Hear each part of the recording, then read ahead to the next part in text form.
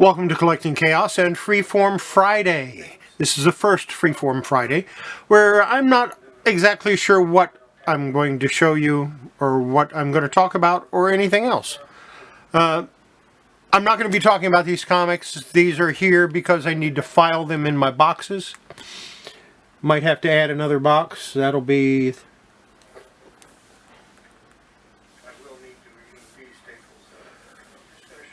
That'll be short box number 43 for Mylars. That's a lot of Mylars. And that's what all of these are in Mylar. This was a good series. I enjoyed it a lot. Yeah, well, you know, why not? This is a good series. I'm enjoying it. I love this series. This is some recent stuff I got. I'll go do a little bit. Black Cat was a good read. Catwoman's okay.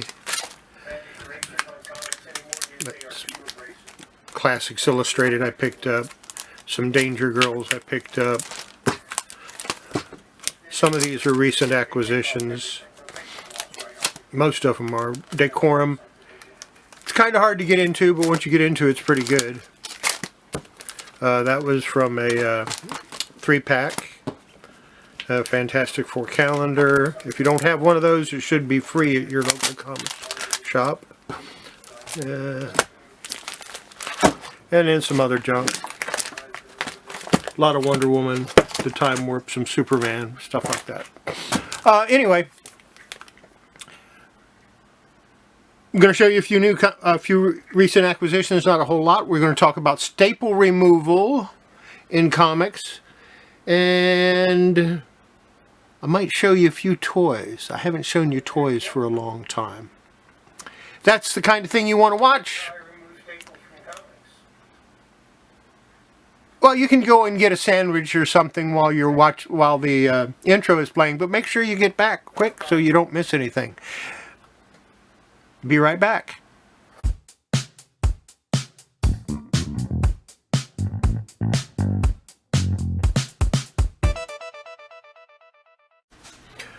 Okay, recently I had a question in the comments that asked what the best tools for removing staples from comics are. And I grabbed an assortment of things I had laying around the house. Things that you might have that you could probably try to use. Now, I have my favorite, of course, and I'm sure everybody does that does this.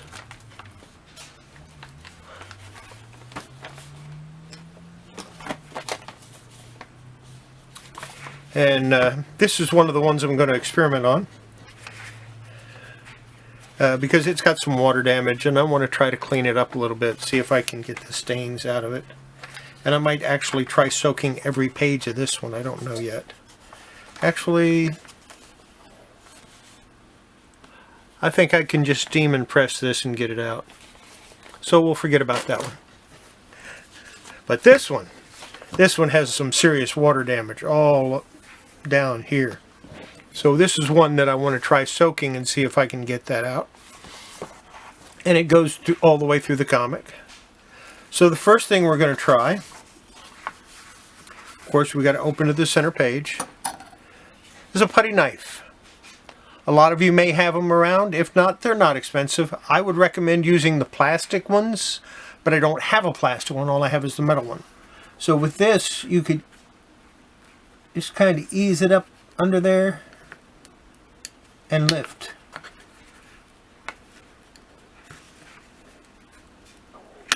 And it seems to work pretty good. And then I use my fingers. So that's one thing you could use.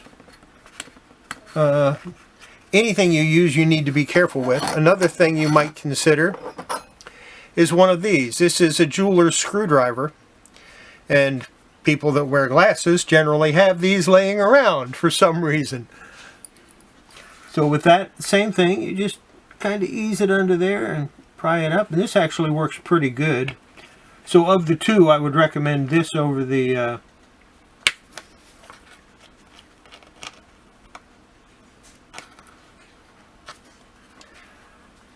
over the putty knife. Let's see, what am I missing here? Doesn't work. This is an old piece of magic eraser. I do not use these to clean comics anymore, but they come in real handy for storing staples. Now I'll just go to the other side here. You push the staple out a little bit. It doesn't always work right. You might need to use this to prise it up.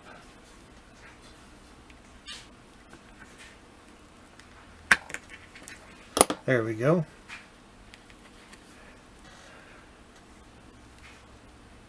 And I just push that into in there so it'll hold it and I don't lose it. This end being up. So that's two things that you could use. Another one is a pair of tweezers if you have these. Same thing. You get it up under there and you just lift. And this works really well. Something that you could try to use, an X-Acto knife or a hobby knife. Don't really recommend this as it can cut the paper fairly easily.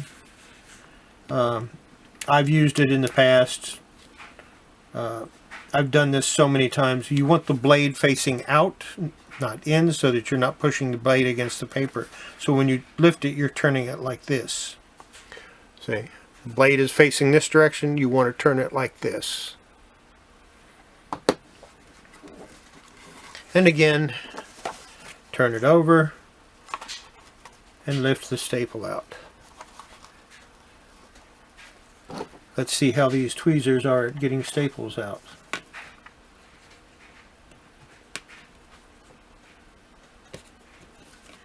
This one's in there pretty tight.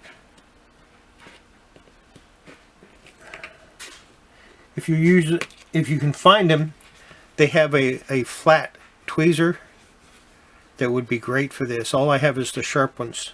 These are from my electronics toolbox, which I almost never use for anything. So there's my staples. They're facing up. I always put the one that's I always put the top one closer to the edge than the bottom one. That way I know which one is which. And then I can take this apart and I can try soaking it. I probably won't do that today because I want to get some new stuff for my my soak bath. So set that off to the side. And the final thing that I use most of the time, this is a sculpting tool. That's what I use for 90% of it. This has extra staples and I need to do some repairs on it. So we're just going to take out those extra staples.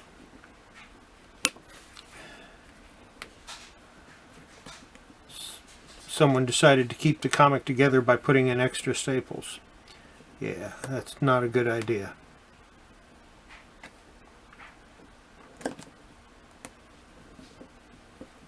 And these little staples here, I'm just throwing them away because they're not appropriate for the comic.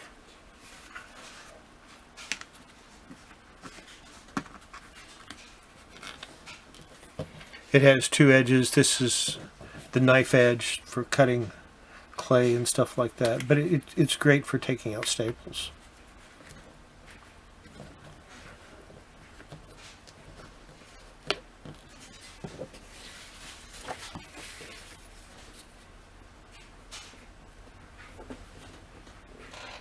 So if you can get a hold of one of these, this is what I would recommend, but if not, any of those other things that I showed you would work fine.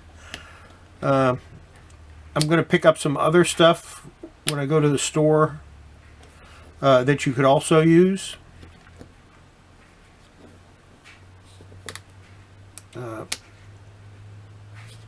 A painter's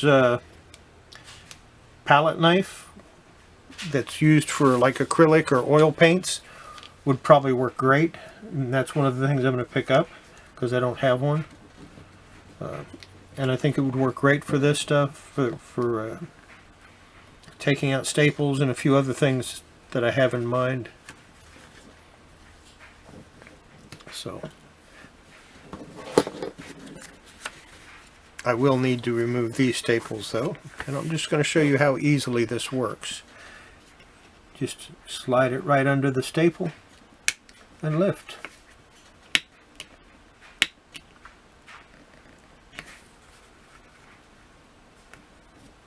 Slide it under and lift. And I now have another dirty piece of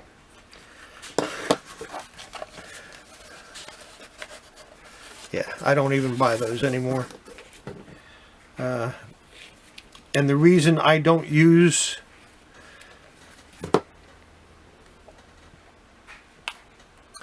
magic erasers on comics anymore is they are too abrasive, and they will actually, they're just too abrasive. They take off everything. They'll take the gloss right off your comic, and that's not something we want.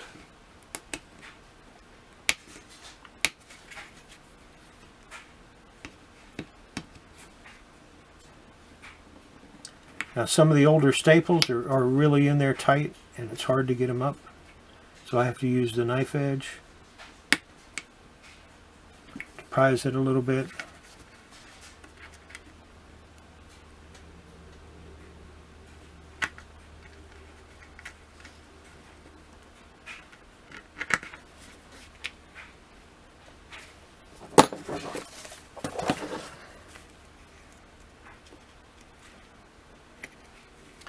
And there you go. And that's how I remove staples from comics. Nice and easy. Not a problem at all. Go over it again. Putty knife. Jeweler's screwdriver. You want the flat one, you don't want the cross tip one. Cross tip one wouldn't work too good. Tweezers, hobby knife, and my sculpting tool. Those are the things that are readily available to me that I use to take staples out. Let's look at a few more comic books that I got from that in that long box of comics I bought. Start with The Ray #1.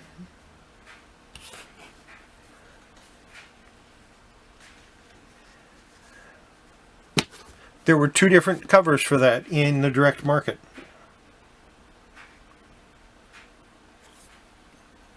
This is cover A, this is cover B. I believe. Nope. This is cover A, this is cover B. I had it backwards. And I have the Ray #2. And I've got a couple of copies of that I picked up in that box. This one has a really bad thumbprint smudge. This is why you want to make sure you always wash your hands, because this is what happens if you don't.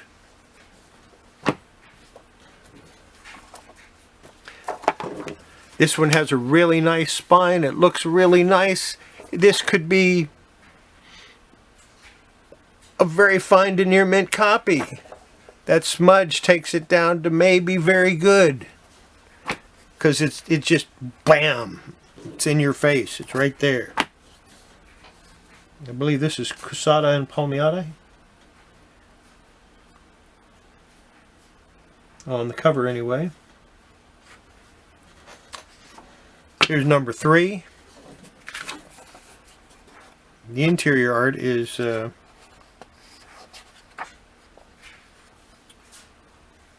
Porter.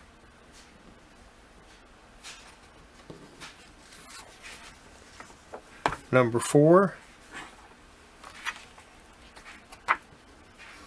But I think Quesada did all the covers. Or at least for the first 4. #5.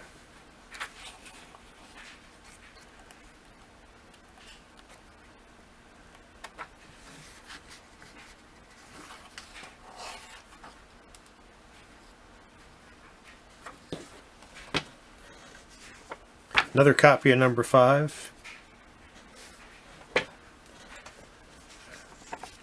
Number 0. And this was released as part of the 0 Hour thing that DC Comics did in 1994. They had a countdown. So if you ever get the 0 Hour comics, you start with 4, then you read 3, then you read 2, then you read 1, then you read 0. If you go the other direction, it won't make any sense at all. Here's number 6.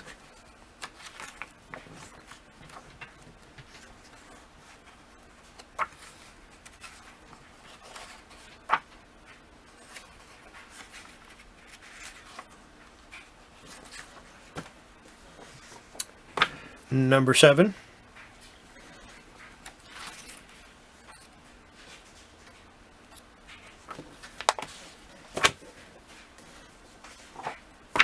Here's number 8.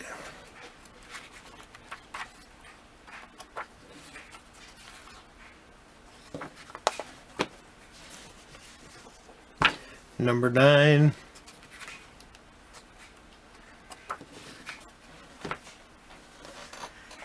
Couple of copies of number 10.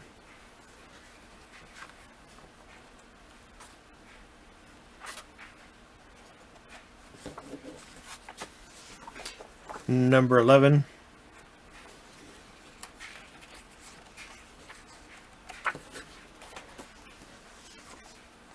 Number 12.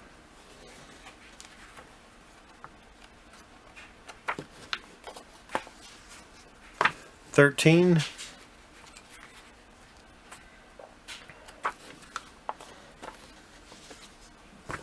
14.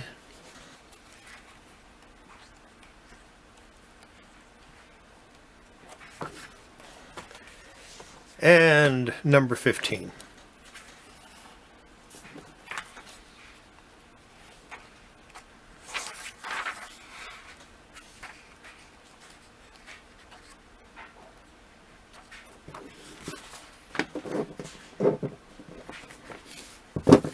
And that's all I'm going to show you that came out of that box today.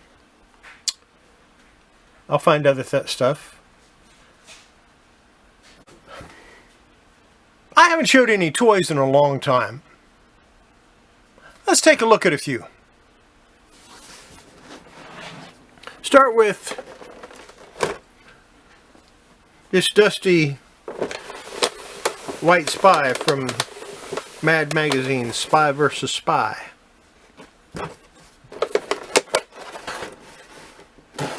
A little crunched up. Not in too bad a shape though. Guess I could take a heat gun and get all those wrinkles out. I think. I'm not sure about that. And from WWF, not WWE, this is pre-WWE when it was still WWF, we have The Undertaker. And it's Signature Series, so it has a... I think that's just printed on. I don't think he actually signed them. Then I have another dusty, dirty one that needs to be cleaned off a little bit. This is Sable, Ringside Collection. This has taken some water damage over the years.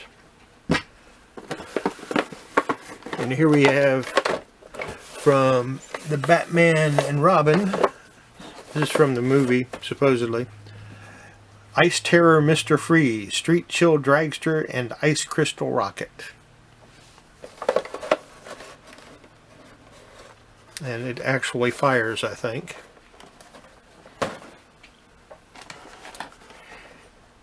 And this is China from Double Impact. That was a comic book. And this is Blood Spatter China.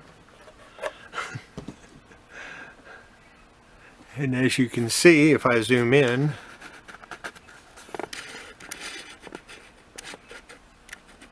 it has red paint spattered on her, so it looks like it's actual blood. Not exactly a toy for kids. And I think that's going to be it for toys for the day. Zoom back out a little bit. Don't forget, before you handle your toys, your comics, your collectibles, before you get ready to work on your comics, wash your hands. It's good for your comics, good for your toys, good for your collectibles. It's good for your health. And we'll see you next video. Bye.